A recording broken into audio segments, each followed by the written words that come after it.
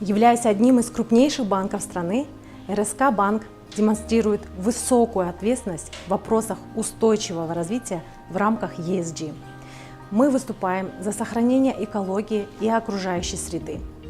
ESG-принципы предусматривают под собой ряд приоритетных направлений, в том числе осознанное потребление. Это сортировка отходов банка для дальнейшей переработки и вторичного использования. Для утилизации пластика банк ведет работу с Канским шиноперерабатывающим заводом. Данный завод был выбран не случайно. Предприятие работает по методу пиролиза.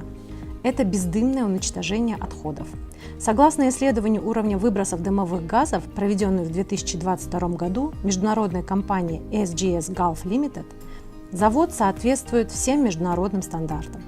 Это означает, что предприятие в результате утилизации отходов не выбрасывает в атмосферу вредные вещества.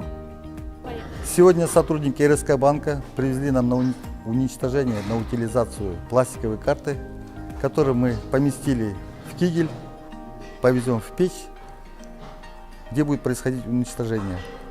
Наш завод работает по методу пиролиза, имеет все международные сертификаты, он бездымный, экологии загрязнений никакого нету. Сегодня членами деловой сети, представители финансового учреждения РСК Банк, хочу поздравить с такой практикой. Сегодня мы уничтожили более 50 килограмм пластиковых карт, загрузили вот в такую капсулу, тигель и закрыли. Перед тем, как уничтожить, это происходит пиролизная пиротекс печь, бездымная печь. И в итоге получаем, что это безотходные технологии. Тот газ, который выделяется, он используется обратно. Таким образом, наша цель – это безвредная утилизация отходов банка.